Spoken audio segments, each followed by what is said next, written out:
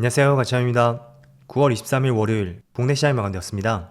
자, 오늘은 이번 주의 첫날이었는데 월요일 치고는 시장 흐름이 괜찮았던 것 같습니다. 양시장 모두 빨간불로 마무리되었고, 그리고 큰 변동도 있었던 시장은 아니었거든요. 그래서 코스피는 0.3%의 빨간불과 함께 다시 한번 2600포인트를 회복했고, 또 코스닥은 오늘 0.9%의 상승과 함께 비교적 조금 더 좋았던 것 같습니다. 자, 그리고 시가총액 상위 종목들을 보면 먼저 코스피 내에서는 반도체 관련주 흐름에 약간의 온도차가 있었던 것 같고요.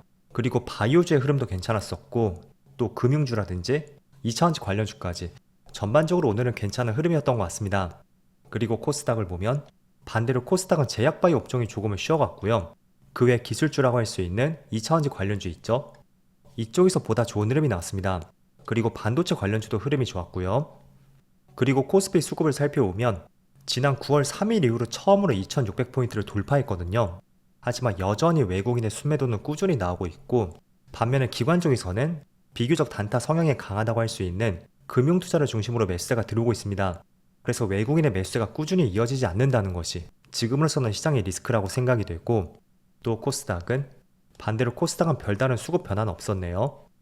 그리고 삼성전자, 오늘도 소폭의 파란불로 마감이 되었고, 또 수급을 보더라도 외국인의 6천억 이상의 많은 수매도 물량이 나왔습니다.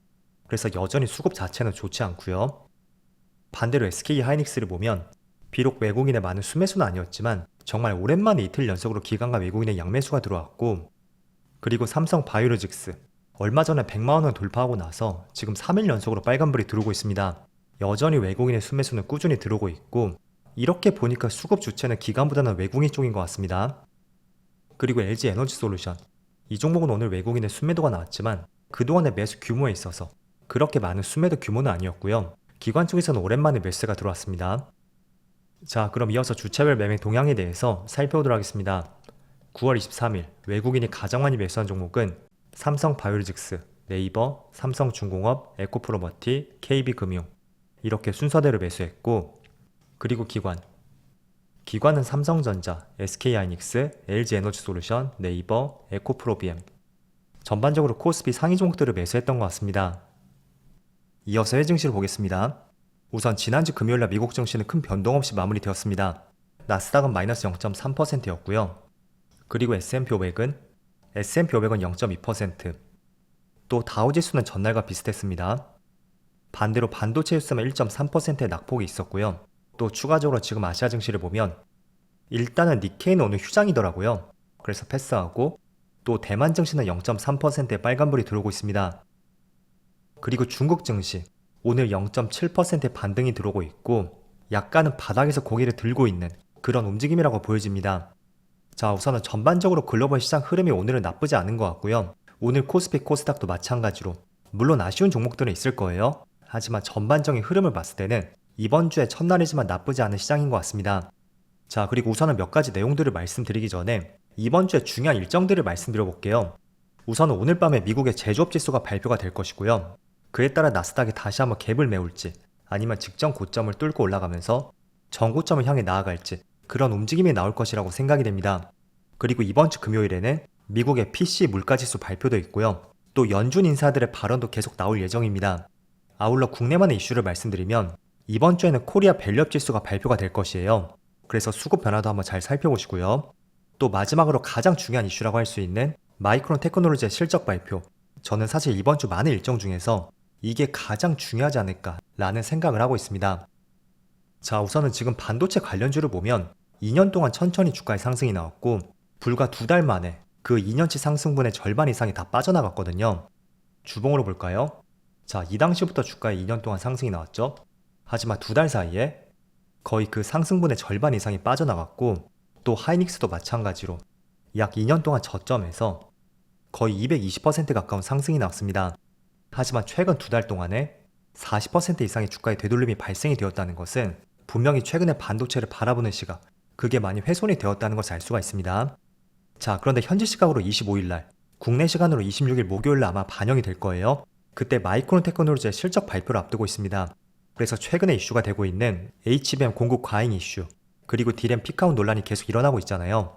그에 대한 회사 입장을 한번 들어볼 수가 있고, 또 그를 통해서 전반적으로 반도체에 대해서 여러 가지 생각의 정리를 해볼 수 있는 중요한 시간이 될 것 같습니다. 자, 그리고 오늘은 전반적으로 많은 이슈가 있었던 하루였습니다.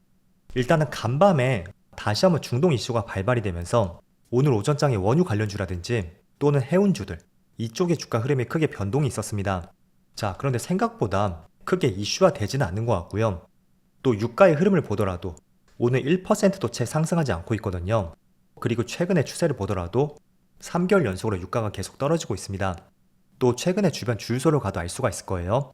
그리고 최근 2주일 동안의 변동을 보더라도 9월 중순에 저점을 찍고 살짝 반등하는 추세가 있지만 전체적인 큰 흐름에서는 여전히 유가는 하향 안정화를 찾고 있는 것 같습니다. 그래서 주말 사이에 중동발 이슈가 나왔다고 해도 유가에 큰 변동은 없었고 또 국내 시장의 흐름을 보시는 것처럼 이런 시장 해치주보다는 오늘은 기술주를 중심으로 좋은 흐름이 나왔다는 것을 알 수가 있습니다. 그래서 정말로 최악의 상황으로 번지지만 않는다면 지금 당장은 그렇게 크게 우려감을 가질 수 있는 부분은 아니라고 생각이 되고요. 그리고 또 한 가지, 오늘은 오랜만에 전고체 배터리에 좋은 흐름이 나왔습니다. 일단은 삼성전기에서 소형 전고체 배터리를 개발을 완료했다는 소식이 나왔고 그 때문에 갭을 상당히 많이 띄우고 출발했었거든요. 물론 오후장에 그 상승분을 많이 반납했지만 그 외 다양한 전고체 배터리 관련주, 지난번에 화재 이슈로 다시 한번 주가에 좋은 흐름이 나왔던 것 같습니다. 하지만 삼성전기가 개발했던 것은 2차 전지 쪽보다는 여기 웨어러블 기기 있죠? 즉 신체에 접목시킬 수 있는 기기를 말합니다. 그래서 2차 전지 관련주하고는 그렇게 큰 연관성은 없었고요. 어쨌든 이런 이슈가 있었다 라는 점을 한번 말씀드려볼게요. 자, 그리고 반도체 관련주 한번 보겠습니다. 얼마 전에 모건스탠리에서 하이닉스의 목표 주가를 26만원에서 12만원으로 무려 목표 주가를 54% 낮춘 보고서가 나왔습니다. 그 때문에 추석 이후에 주가에 큰 급락이 있었고 비록 오늘 반등이 나온다고 해도 별로 티가 나지 않은 되돌림이 나온다고 할 수가 있습니다. 자, 그런데 오늘 새벽에는 네덜란드 반도체 장비 기업 ASML의 투자 의견도 비중 확대해서 중립으로 하향 조정했고 목표 주가도 13.5%나 내렸다는 이런 기사가 다시 한번 나왔습니다. 자, 하이닉스는 54%를 내렸다면 ASML은 13.5%였죠. 그래서 공통적으로 목표 주가를 하향 조정했지만 참 국내 기업들만 유독 이렇게 박하게 대우를 하는 것 같습니다. 자, 그렇지만 반대로 오늘 반도체 관련주의 흐름은 그렇게 나쁘진 않거든요. 물론 삼성전자는 그렇게 좋은 흐름은 아니지만 하이닉스는 또 빨간불이 들어오고 있습니다. 하지만 제가 강조해 드리는 것은 결코 외국계 증권사 그 의견이 100% 맞다고 볼 수 있는 것은 아닙니다. 일단은 모건스탠리의 의견에 대해서 반박하는 외국계 증권사 리포트도 나왔었거든요. 대표적으로 노무라 증권에서 반도체 피크아웃을 논하기는 이르다고 생각이 되고 또 유연하게 생산량을 조절하면서 어려움을 극복해 나갈 것이라는 발표도 있었습니다. 그래서 지금 시장을 바라보는 관점은 전부 다 모건스탠리 입장으로 바라보는 것은 아니다. 그 점을 첫 번째로 강조해 드리겠고 그리고 주된 반박 의견들을 보면 아직까지는 피크아웃이 아니라는 의견이 있잖아요. 그렇게 생각하는 이유에 대해서 한번 말씀드려보겠습니다. 지난 2010년대 초반 그때 스마트폰 이후의 반도체 쪽에서는 사실상 신성장 동력이 존재하지 못했습니다.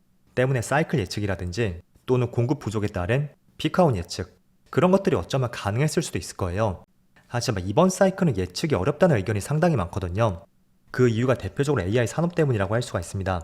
일단은 지금 AI를 바라본다면 모든 곳에 적용이 가능하고 예를 들어 스마트폰, 자동차, 가전 그리고 여러 일상들에 굉장히 많이 접목이 될 수가 있습니다. 그래서 우리가 흔히 알던 그런 반도체에 대한 사이클 그동안의 사이클은 이런 주기였다면 지금의 사이클은 훨씬 긴 주기를 가질 것이다. 이게 모건스탠리의 반대되는 입장이라고 할 수가 있고요. 충분히 공감도 해볼 수 있는 내용이라고 생각이 됩니다. 하지만 결과적으로 지금의 주가 위치는 굉장히 많이 빠졌잖아요. 때문에 그 흐름을 돌리기 위해서는 단기간에 가파르게 빠졌던 만큼 충분히 바닥을 다지는 시간이 필요할 수가 있습니다. 그렇지만 충분히 사이클이 끝나지 않았다는 의견도 많은 만큼 모건스탠리 입장하고 또 반대되는 입장 같이 한번 밸런스를 맞춰서 보시면 좋을 것 같습니다. 그래서 무엇보다 이번 주 목요일날 마이크론 테크놀로지의 실적 발표가 굉장히 중요할 것 같고요. 그에 따라 반도체 관련주도 다시 한번 크게 상승이 나올지 아니면 기어가는 시간이 더 길어질지 그런 움직임이 충분히 나올 것 같습니다. 자, 그리고 오늘은 바이오 관련주가 또 한 번 좋은 흐름이 나오고 있어요. 최근에 금리 인하 기대감도 충분히 있죠. 그리고 두 번째는 생물보안법이 미국에서 통과가 되면서 많은 기업들이 중국의 파트너를 변경한다든지 또는 거래 중단 사례 그런 것들이 조금씩 나오고 있습니다.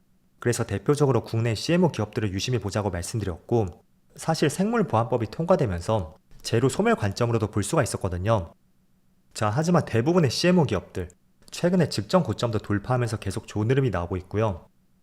자, 그리고 바이넥스도 마찬가지로 최근에 신고가를 경신했습니다. 그리고 추가적으로 수급을 보더라도 기관과 외국인의 매수세가 계속 들어오고 있거든요. 삼바도 마찬가지죠. 그래서 지금은 재료 소멸 관점보다는 메이저 세력들의 수급이 더 들어오고 있다. 이런 점들을 봤을 때는 어쩌면 좋은 흐름이 조금 더 이어질 가능성이 있으니까 바이오주는 재료와 수급들을 통해서 주가의 방향을 한번 잡아보자고 말씀드리겠습니다. 자, 그럼 날씨가 정말 많이 선선해졌는데 다들 오늘도 고생 많으셨고요. 저는 내일 영상에서 다시 찾아뵙도록 하겠습니다. 모두 즐거운 저녁 되세요. 감사합니다.